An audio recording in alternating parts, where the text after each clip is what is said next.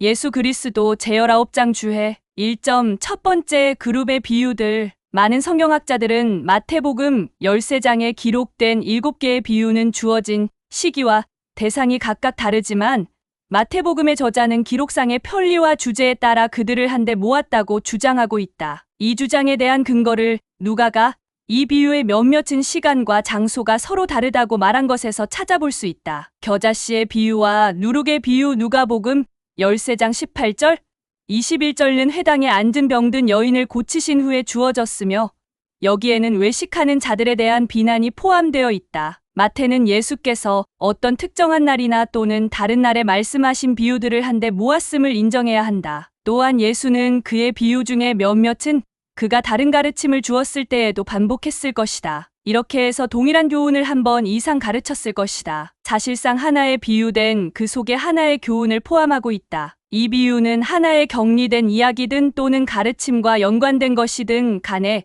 그 속에는 본질적인 고귀한 가치가 포함되어 있다. 이 첫 번째 그룹에 포함되어 있는 비유의 상황에 대한 사람들의 의견이 어떻든 간에 우리는 각 비유가 주는 교훈에 주의해야 한다. 2점 씨 뿌리는 자의 비유에 대한 지역적인 환경. R.C. 트렌치 박사는 그의 유명한 저서 주님의 비유에 대한 주의 57페이지 참조에서 예수께서 씨 뿌리는 자에 대한 비유를 주셨던 장소에 대해 설명한 스탠리 학장의 말을 인용했다. 그리스도 시대 이후 주위 환경이 다소 달라졌겠지만 그의 말을 인용하면 다음과 같다. 평원 가까운 곳에 있는 언덕의 약간 후미진 곳에서 즉시 모든 것을 한눈에 자세히 볼 수 있었습니다. 나는 이 위대한 비유의 특징을 팔레스타인 이외의 어느 곳과도 연관해서 생각할 수 없다는 느낌이 들었습니다. 거기에는 강 기슭으로 내려가면서 기복을 이루는 밭이 있었으며 그 밭 사이로 나 있는 작은 길이 있었는데 담이나 울타리가 없어 씨앗이 아무데나 떨어지게 되고 길에 떨어진 것은 말이나 노새나 사람의 발에 끊임없이 짓밟혔습니다. 거기에는 좋고 기름진 땅도 있었습니다. 이 땅은 평원과 그 주위의 땅으로서 호수로 내려가는 벌거벗은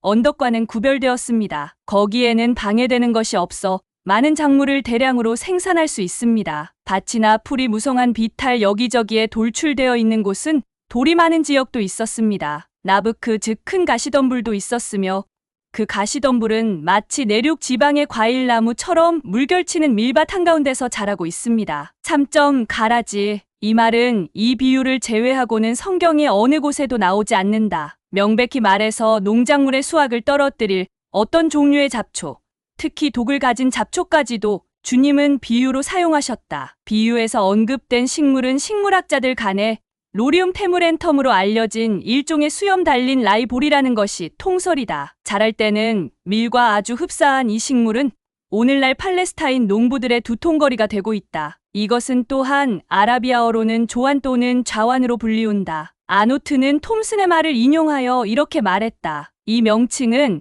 히랍 언어와 다소 유사하다. 스미스의 종합성경사전에서 가라지 항을 쓴 사람은 이렇게 말하고 있다. 비평가들과 해설가들은 흠정역 성서의 비유에 나온 마태복음 13장 25절 가라지의 히랍어 복수 지자니아는 수염 달린 독보리 로리움 테무렌템라고 불리어지는 잡초를 뜻한다는 데에 동의하고 있다. 이것은 널리 퍼져 있는 풀이며 유독성을 지닌 유일한 잡초에 속한다. 수염 달린 독보리는 이삭이 나오기까지는 모양이 밀과 너무 흡사하며 이들의 뿌리는 밀과 서로 엉켜 있다. 그래서 가라지를 뽑다가 곡식까지 뽑을까 염려가 되기 때문에 가라지는 추수 때까지 남겨두어야 한다고 명하셨다. 이 독보리는 이삭이 나왔을 때는 밀과 구별하기 쉬우나 완전히 자라지 않았을 때에는 정밀한 검사를 통해서도 이것을 구별할 수 없는 경우가 많다. 이 지역에서 그들의 밭에서 수년간 잡초를 제거한 경험이 있는 자들도 이것을 구별해내지 못한다. 이 가라지는 맛있으다. 이것을 그냥 먹었을 때나 이것을 빵 속에 섞어 먹었을 때 현기증이 나고 심한 구토 증세를 일으킨다. 두 번째 것은 톰슨의 나라와 서적 2권 111, 112페이지에서 인용한 것이다. 가라지는 미리 퇴화된 것이라고 주장하고 있다. 이것은 주님의 교훈적인 비유에 이러한 생각을 주입시킴으로써 보다 더 큰 의의를 더하기 위한 것이며 이러한 개념에 대한 과학적인 근거가 있는 것은 아니다. 그러므로 학구적인 자들이 이것으로 말미암아 미궁에 빠지는 일이 있어서는 안 된다. 4점 가라지 씨를 뿌리는 자들의 사악함. 가라지에 대한 비유는 널리 알려진 것이 아니라면 이 비유는 진귀한 것이라는 이유로 이것을 비방하려는 시도가 행해졌다. 트렌취는 이 비판에 대해 다음과 같이 답했다. 비유에 대한 주해 72, 73페이지 참조. 주님은 비유 없이 어떠한 악에 대해서도 말씀하지 않으셨다. 그러나 그는 청중들이 너무나 잘 알고 있는 것을 인용하셨다. 즉 실시하기 쉽고 위험성이 적으나 해악에 대하여 크고 지속적인 작용을 하는 그러한 것에서 비유를 가져오셨다. 비겁과 악의가 상존하도록 내버려 둔 것은 이상한 일은 아니며 이것은 그것들 스스로 나타나도록 종종 여러 곳에서 사용된 방법이다. 우리는 여러 지방에서 이렇게 한 것을 추적해 볼 수 있다. 로마의 법에서도 이것을 행했을 가능성이 있었음을 찾아볼 수 있다. 어느 현대 작가는 동방의 풍속과 습관으로부터 경전을 설명하였다. 그는 그 지방의 체류를 통해서 그 지방의 사정을 잘 알고 있었으며 인도에서는 현재에도 그러한 관습이 실시되고 있다고 주장하고 있다. 그 저자는 다음과 같은 주해를 덧붙였다. 이와 같은 악은 바로 우리들이 당면하고 있는 문제이다. 나는 아일랜드에서 한 소작인을 보았는데 그는 농장을 떠나면서 화풀이로 야생의 귀리를 밑에다 뿌리고 떠났다. 그래서 이 귀리는 비유에서 가라지처럼 곡식과 서로 어울려 자라서 잎고 알이 차서도 이것을 근절하기란 거의 불가능하였다. 5점 몰래 자라는 씨앗의 비유. 이 비유는 경전 해석가들 사이에 많은 논란을 불러 일으켰던 것이다. 논란의 초점은 땅에 씨앗을 뿌리는 자는 누구를 뜻하느냐 하는 것이었다. 가라지의 비유처럼 씨 뿌리는 자가 주 예수라면 그는 모든 일을 알고 계시는데 어떻게 씨가 나서 자라되 그 어떻게 된 것을 알지 못하느니라라는 말을 할 수 있었을까? 만약 씨 뿌리는 자가 인정받은 교사나 복음을 전파하는 자들을 뜻한다면 영혼의 마지막 추수는 하나님의 특권인데 어떻게 곧낫을 대난이라는 그런 말을 할 수 있을까? 비평가들의 고민은 구세주께서 비유에 결코 의도하시지 않으신 해석을 하려고 시도하기 때문에 생기는 것이다. 그 씨앗이 구세주 자신이 가르쳤을 때와 마찬가지로 그 자신에 의해서 심어졌거나 그가 인정한 종에 의하여 심어졌거나 그 씨앗은 살아서 자랄 것이다. 이것이 자라는 데는 상당한 시간이 걸린다. 먼저 잎이 나고 그 후에 이삭이 나온다. 이 이삭은 때가 이르면 익게 된다. 계속적인 손질을 요하지 않으나 몇몇 부분은 손질이 필요할 것이다. 비유에 나타나는 인물은 씨를 심고 가꾸며 추수의 시기를 기다리는 평범한 농민이다. 이 비유의 교훈은 창조주가 성장시키고 발전시킬 수 있도록 부여된 살아있는 씨앗의 생명력을 말하는 것이다. 6점 겨자나무. 야생 겨자나무는 온대지방에서는 겨우 90cm 내지 120cm 정도밖에 자라지 못하나 아열대 지방에서는 말에 사람이 탄 높이까지 자라기도 한다. 톰슨, 나라와 서적, 2권 100페이지. 이 비유를 들은 자들은 명백히 씨앗의 크기와 이 나무가 충분히 자랐을 때 그 크기의 차이를 이해하게 될 것이다. 아노트 비유 102페이지는 다음과 같이 적절한 말을 하였다. 이 식물은 명백히 주님께서 선택하신 것이다. 그것은 이것이 위대한 식물이어서가 아니라 가장 작은 씨에서 엄청나게 큰 나무로 성장하는 대표적인 예가 되기 때문이다. 겨자나무는 그 당시 팔레스타인에서 자라고 있었는데 가장 작은 씨에서 큰 나무로 자라는 것으로 알려졌다. 이보다 더 작은 씨앗도 있다. 그러나 이 씨앗에서 나온 나무는 그렇게 크게 자라지 않는다. 또한 겨자나무보다 더 큰 나무도 있지만 그 씨앗은 그렇게 작지 않다. 에더스하임 1권 593페이지.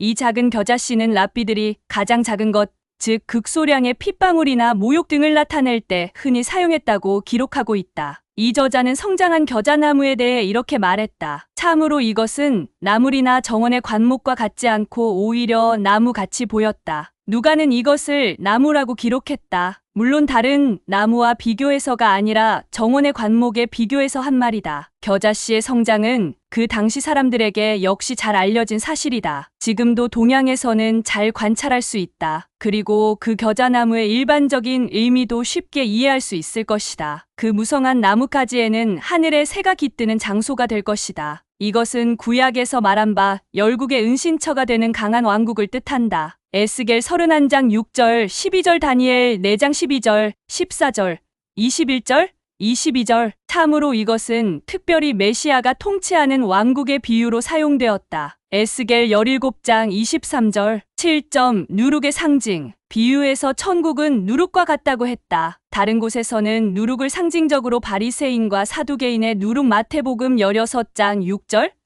누가복음 12장 1절, 헤롯의 누룩. 마가복음 8장 15절 등과 같이 악을 대표하는 것으로 사용하기도 했다. 이러한 예와 또 다른 예 고린도전서 5장 7절, 8절에서 누룩을 악의 전염으로 설명했다. 빵을 굽는 과정에서 여인이 누룩을 사용하는 것을 들어 진리의 전파와 진리의 꿰뚫는 힘과 생생한 영향을 누룩에 비유하기도 했다. 동일한 사실을 경우에 따라 훌륭하게 나타내기도 하고 나쁘게도 나타내었다. 8점. 발견한 자의 소유가 되는 보화. 다른 사람의 밭에 숨겨진 보화를 발견한 후 이 사실을 숨기고 그 보화를 소유하기 위해 그 밭을 산 사람의 정당성에 관해 에더스하임은 다음과 같이 말했다. 어떤 사람은 이와 같은 거래에 대한 도덕성에 관해 다소 의문을 가졌다. 이에 대한 대답으로 그것은 적어도 유대인의 율법과 전적으로 일치된 것이었다. 만일 어떤 사람이 곡식 속에서 동전을 발견하여 그 곡식을 그가 사게 되면 그 동전은 명백히 그의 소유가 된다. 만일 그가 그것을 마당이나 땅에서 발견했다면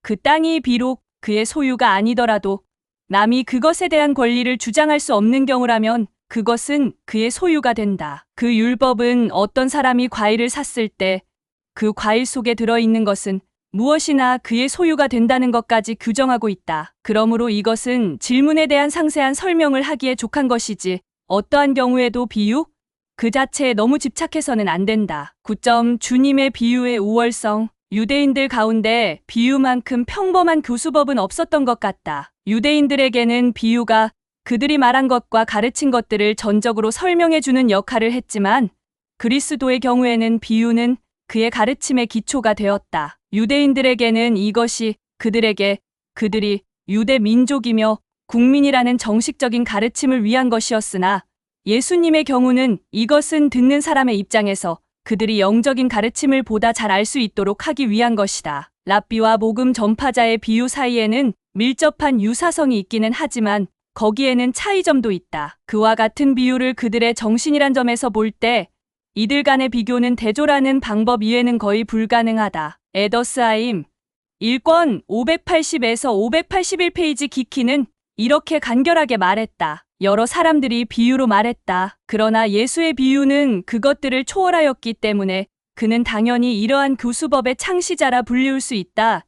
1권 145페이지 10비유와 기타 비유법. 비유는 신약에서 어느 정도 속담과 혼동하여 사용하기도 했지만 명백히 속담과는 다르다. 의원아, 너를 고치라. 누가복음 4장 23절과 같은 말은 명백히 속담이라고 기록되어 있으나 이것은 비유이다. 주님께서 청중들의 귀에 이미 익숙하게 된 속담, 즉 만일 소경이 소경을 인도하면 둘이 다 구덩이에 빠지리라를 말씀하셨을 때 베드로는 이 비유를 우리에게 설명하여 주옵소서. 마태복음 15장 14절, 15절라고 했다. 또한 누가복음 5장 36절은 비유라고 기록되어 있지만 속담이다. 그러나 반면에 요한복음에는 이들은 속담이라고 일컬어지고 있다. 이것들은 엄격히 말해서 비유가 아니지만 속담보다는 비유에 가깝다. 이와 같이 그리스도는 그의 백성과 그의 관계를 양에 대한 목자의 관계로 설명하셨다. 이것은 속담으로 기록되어 있으나 우리의 번역사들은 문자보다는 의미를 중시하기 때문에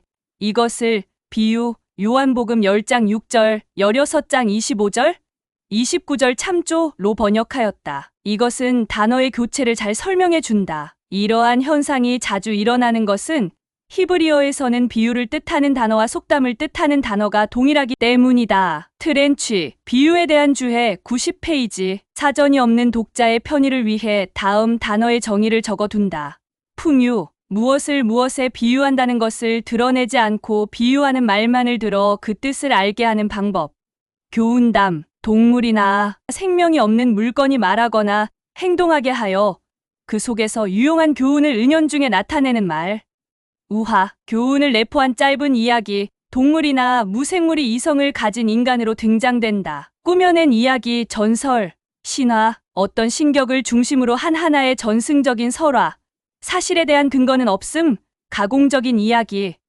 비유, 익숙한 경험이나 사실의 기초를 둔 짧은 가상적 이야기로 도덕적으로, 종교적으로 응용 가치를 가진 것이다. 속담, 경험에서 나오는 지혜와 기지가 가득 찬 짧은 이야기, 옛적부터 내려오는 격언이 담긴 말. 11점. 구약의 비유들. 엄밀한 의미에서 구약에는 단지 2개의 비유 사무엘하 12장 1절 이사야 5장 1절가 있을 뿐이다. 다른 이야기, 즉 나무들이 모여 왕을 뽑으려 한 이야기 사사기 9장 8절과 가시나무와 백향목 이야기 열왕기하 14장 9절은 엄밀히 말해서 우화에 속한다. 또한 에스겔의 독수리와 포도나무 이야기 17장 2절과 물 끓는 가마 이야기 24장 3절은 풍요에 속한다. 구약의 소수의 비유적 표현이 사용되었다고 해서 이러한 비유적인 형식이 도덕적인 교훈을 가르치는 데 그다지 중요한 역할을 하지 않았다고 생각해서는 안 된다. 그 수는 명백히 소수에 지나지 않는다. 사실상 가공적인 이야기 형태로 명백히 표현되지 않았으나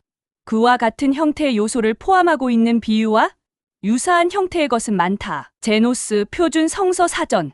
비유, 넓은 의미에서 비유를 말한다면 모든 형태의 비유가 포함된다. 구약에서 가장 인상적인 비유를 들면 다음과 같다. 나무들이 모여 왕을 뽑으려 한 이야기, 사사기 9장 7절 가난한 사람의 어린 암양 이야기, 사무엘하 12장 1절 서로 싸운 형제와 보복 사무엘하 14장 1절 도망친 포로의 이야기, 열왕기상 20장 35절 가시나무와 백향목 열왕기하 14장 9절 포도원과 들포도 이야기, 이사야 5장 1절 독수리와 포도나무 에스겔 17장 3절 새끼, 사자 에스겔 19장 2절 물 끓는 가마 에스겔 24장 3절,